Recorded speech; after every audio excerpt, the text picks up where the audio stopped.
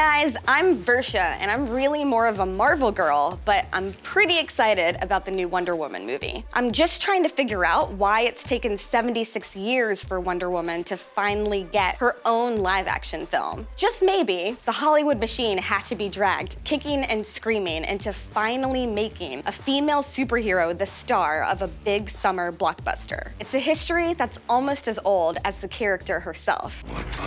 You will soon find out. So, let's take a look at some of the previous attempts to bring Wonder Woman to life, starting with the early years. What do Superman, Batman, Captain Marvel, and Captain America, my personal favorite, have in common? They had all starred in their own serials in the 1940s and 50s. Now, Wonder Woman almost did too, until a psychiatrist named Frederick Wortham nearly killed the comic book industry. He led a national campaign against comics, claiming that they were corrupting America's youth. He also accused Wonder Woman comics of having blatant BDSM themes. That one is kind of true. Enough people bought into his bullshit to cause a moral panic, and any attempts to make a Wonder Woman serial were then put on the shelf. The producers of the campy 60s Batman show tried to make a series about Wonder Woman. Thankfully, the short pilot, which was called Who's Afraid of Diana Prince, never made it to air. It was a comedy, or it was supposed to be a comedy, with Diana portrayed as a lonely girl berated by her mom for not having a boyfriend. Because that matters. The nation needs Wonder Woman. And what about Wonder Woman? Does the nation care what she needs?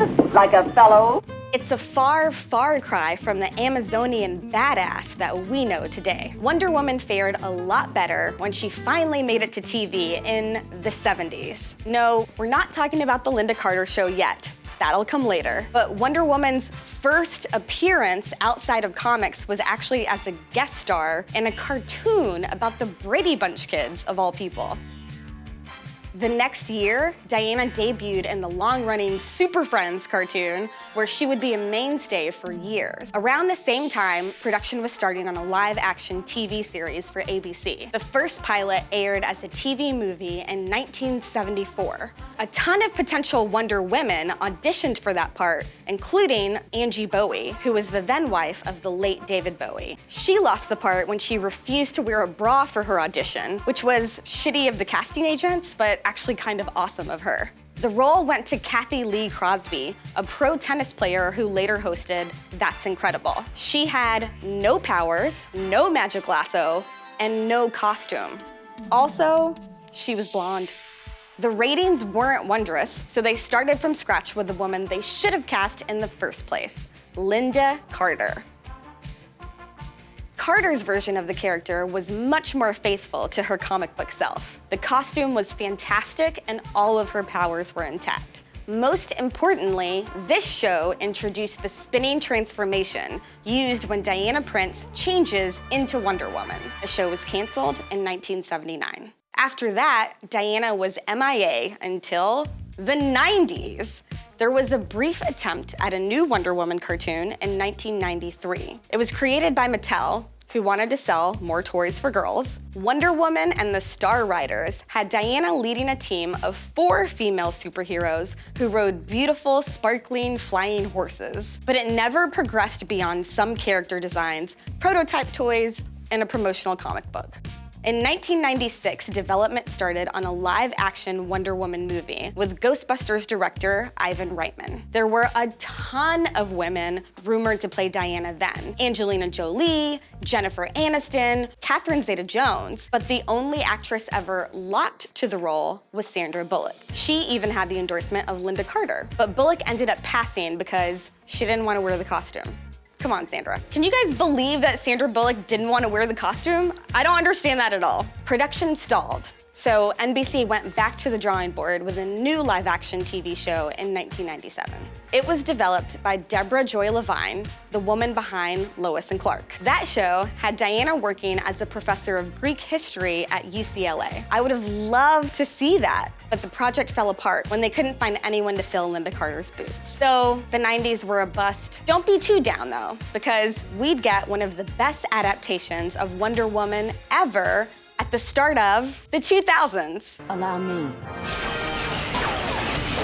The DC animated universe Wonder Woman defined the character for a new generation of fans. We got to see her grow from a stranger, completely ignorant of the world outside of her island, to the confident backbone of the Justice League. She even launched 1,000 ships with her romantic connection to Batman. What's going on between you and Diana? Diana's a remarkable woman. She's a valued friend. She's standing right behind me, isn't she? Don't let that stop you. Keep digging. We also got a pretty awesome direct-to-DVD animated movie in 2009, but it wasn't the blockbuster we were waiting for.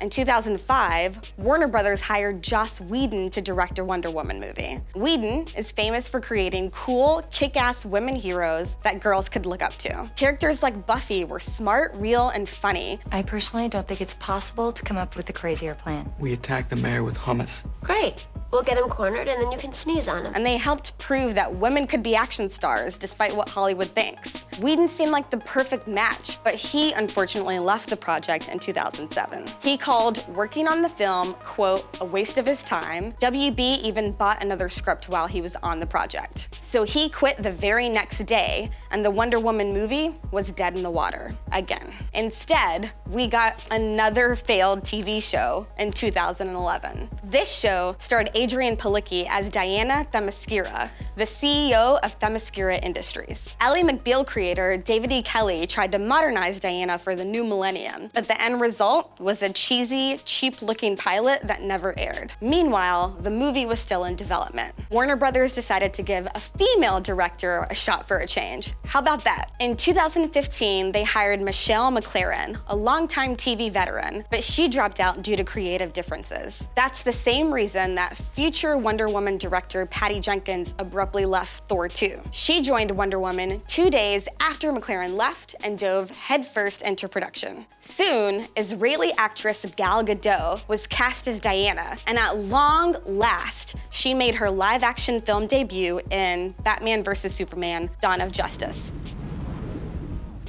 She with you? I thought she was with you. She was arguably the only good part.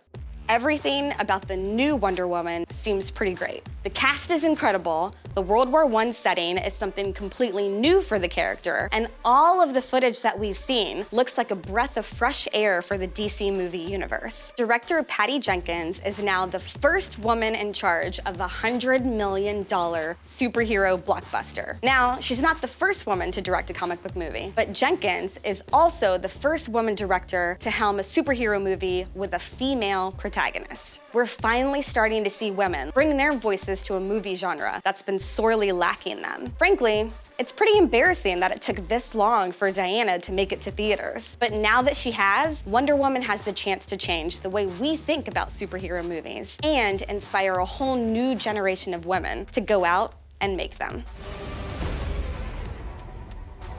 Shall we? Hey guys, this was Versha. Thank you so much for watching the video. I hope you learned something like I did while making it. If you did like the content, please make sure you subscribe to NowThis Nerd because we're gonna be making a ton of dope content about all the superhero movies coming out this year, starting with Spider-Man, going all the way to Thor. We can't wait. Thank you for watching.